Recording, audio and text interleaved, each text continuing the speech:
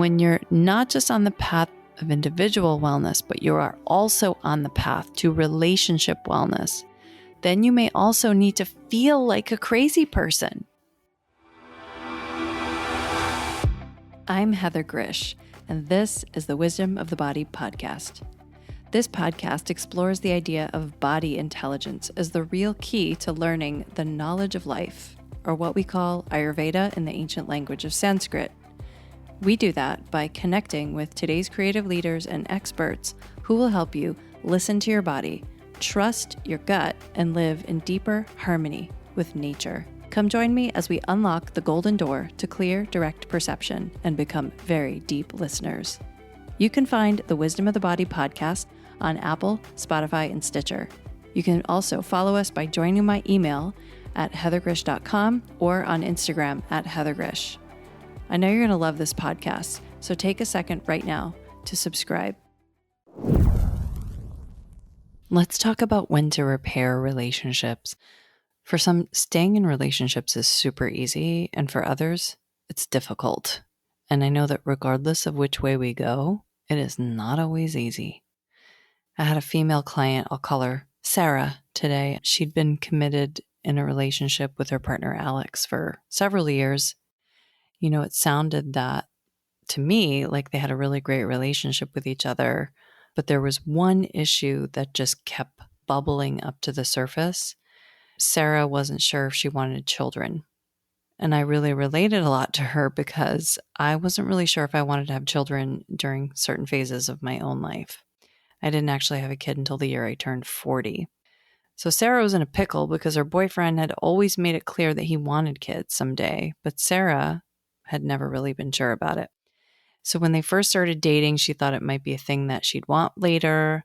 But what actually happened was that she had never felt any strong desire to have a child. She didn't feel like maternal instincts. She was one of these people that was like afraid to hold a baby and just felt kind of like not very warm around children. And the thought of being responsible for another human being for the rest of her life was terrifying to her. And she was very focused on her passions in life. So she didn't feel like anything was missing, which is, a common thing that people will experience before they have a desire to have a child. So despite having talked about this issue several times through the 5 years that she'd been with her partner, Alex, she couldn't come to a decision on having children. And she loved him and didn't want to lose him, but she also didn't want to just have children to make him happy because, having a kid is like a big deal for a woman, as it is for a man, but it's even bigger for a woman because of the physical aspect. So what happened was Alex actually ended up breaking up with her. And she reached out to me after Alex had broken up with her. So she wasn't sure if she was going to have children at all. She didn't know if she wanted this, but she felt really guilty about not wanting to have children. She reached out to me. She was experiencing digestive issues and sleep issues the way many people do during a breakup. It's very common. And she thought that something really big was wrong with her. She did have some difficult periods, and we were able to regulate those, and along with her digestion and her sleep. And then her doctor confirmed that she was perfectly healthy and all her hormonal levels were within normal range for a woman at her age, which at the time was 35. And this was interesting because she was really quick to start dating again. She started dating in the middle of us working together. And I was surprised by how quickly she was moving on from the relationship with Alex, because I've noticed that many people have a difficult time when they're broken up with. It just seems like it's harder to be broken up with than to be the person breaking up and making the decision. However, that was not the case with Sarah. She met someone else pretty quickly, and I didn't hear from her for a while.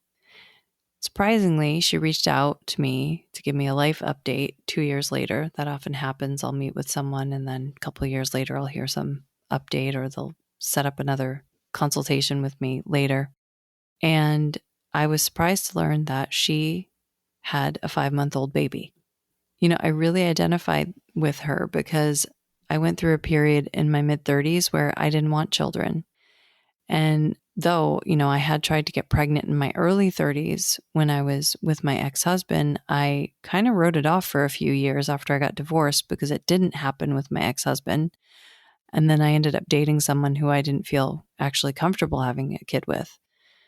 And, that relationship ended. He was not ready to have a child, and I was in my mid-30s, and I knew that that wasn't going to work out.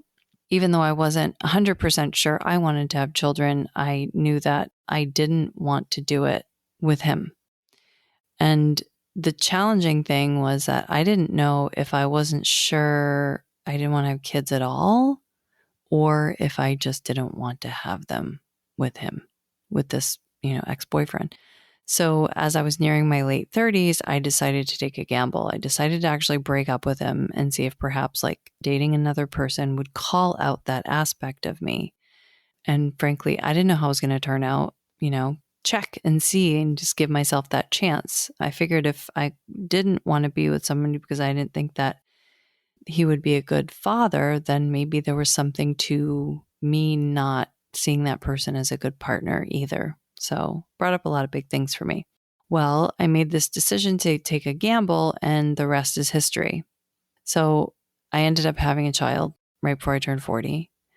And I'm sharing my story and Sarah's story because I don't think we always feel the same about whether we want kids or not. I think it changes. Sometimes we want kids and sometimes we don't want them. Sometimes we simply want no part of it, and then one day it changes. There are actually several women I've had as clients who claim they've envisioned their family since they were children. They just know they're going to be a mother someday, and they believe they will have children, and they know how many kids they're going to have, and they know exactly what they're going to be doing and what they're going to look like. And they have this whole solid vision of it. But what's interesting is that the women who have these visions, not only do they not have children, they don't even have a partner.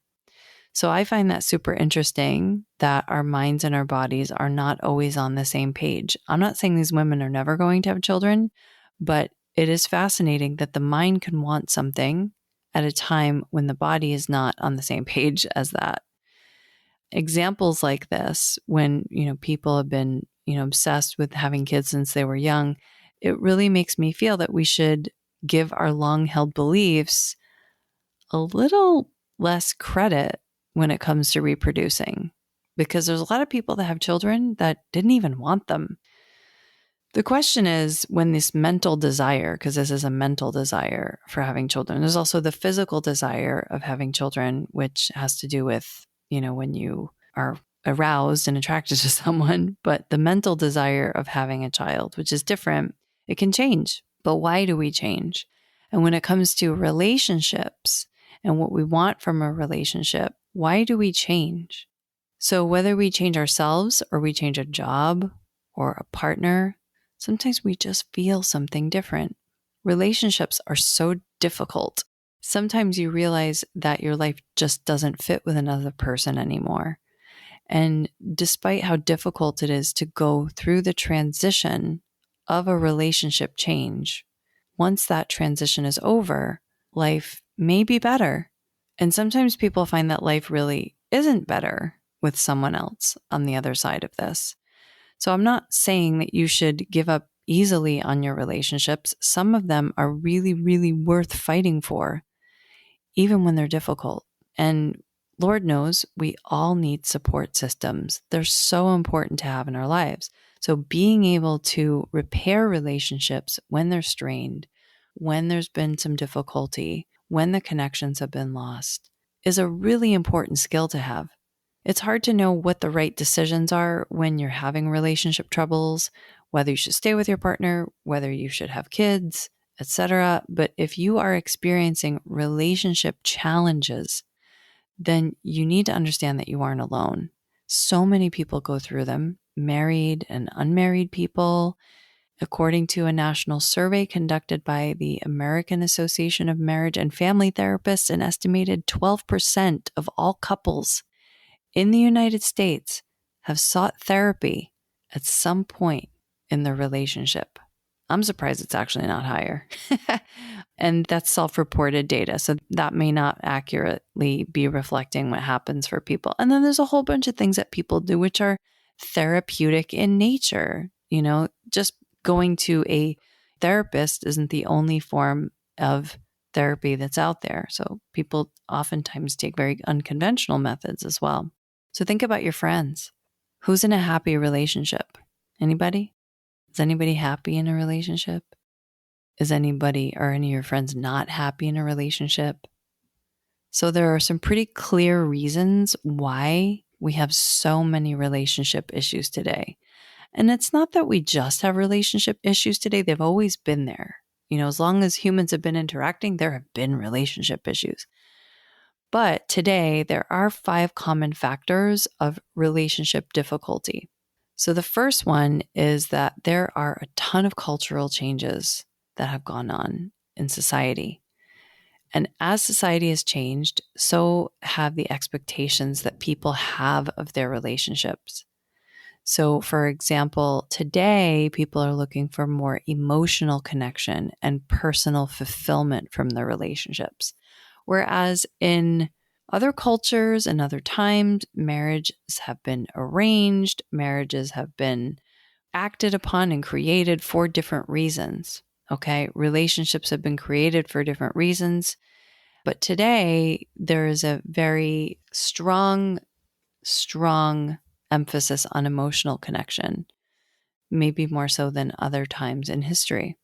Another reason people are having so much difficulty with relationships is technology. So, with the rise of social media, dating apps, people are meeting potential partners in very new and different ways. People are miscommunicating as a result of the way that they connect, because if you just meet somebody in person, it's really different than meeting somebody online. There's a lot of things missed when you meet somebody online that you can only experience when you're actually with a person. And another thing with technology is it's very distracting to connection, right? If you think about how many times you've noticed groups of people hanging out together looking at their phones the whole time. So technology has a very big effect on relationships. We have to recognize that. The third factor in relationship difficulty is work-life balance. Many people have very busy work schedules and struggle to actually find time for their relationships. And this can lead to difficulty just as an individual, but when you try to actually have a relationship when you're already struggling with your individual life, that can lead to feelings of neglect or resentment or, difficulty scheduling with somebody else, especially if you're trying to form a new relationship with that. It's like virtually impossible unless you get in a car accident with somebody and are forced to be together. So work-life balance is a big one. And the fourth factor in relationship issues today is the changing gender roles that are happening. So traditional gender roles continue to evolve. People are redefining what it means to be a partner in a relationship. And often this leads to confusion and conflict. I will tell you that many of my clients are women who have very professional jobs, who work more than their partners, who make more money than their partners, or at least equal, and may or may not be doing housework, that maybe that is sort of like considered traditionally a female role, but maybe the male is doing the housework or taking care of the children or something like that. There are so many things changing with gender roles. And it can get really super confusing because, especially if you are living a different kind of life than your mom did or your grandma did, and you don't really have examples of how this is supposed to work. So you have to figure out your own way to do it. And that's very important that you do that because you have to live your own life, not your mom's life, not your grandmom's life. So the fifth reason that there's a lot of relationship issues today is that there is a lot of trauma and there's a lot of mental health issues. When you form a relationship with someone, they bring up your past traumas. And any mental health issue that you have or your partner has, it's going to come up in the relationship. And this will impact your ability to form a healthy and fulfilling connection with your partner. So it's easy to be alone because no one will piss you off. No one will make you upset. No one will make you feel abandoned. No one will disappoint you, but when you form a relationship with someone, whatever traumas you've experienced in the past that have gone unresolved, whatever mental health challenges you have as an individual that have formed from trauma, they're going to show up in your relationship. And so this idea of individual wellness and relationship wellness really go together.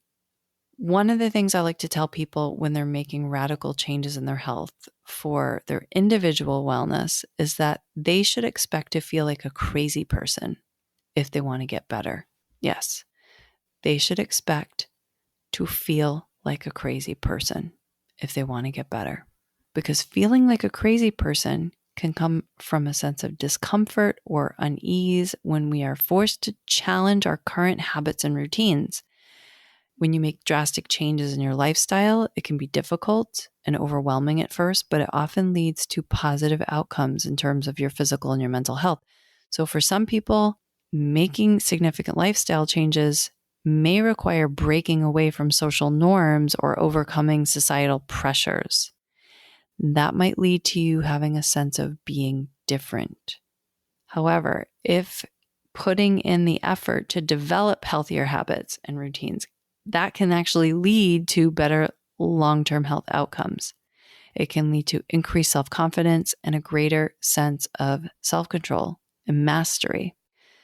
And when you're not just on the path of individual wellness, but you are also on the path to relationship wellness, then you may also need to feel like a crazy person, because it's actually really good to feel like a crazy person when you want something to change.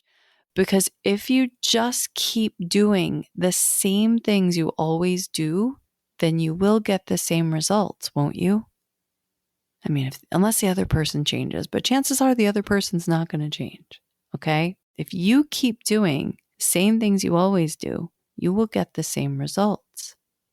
So feeling like you don't understand what's happening is a very, very, very good sign that something is changing, that you are on the edge of possibility.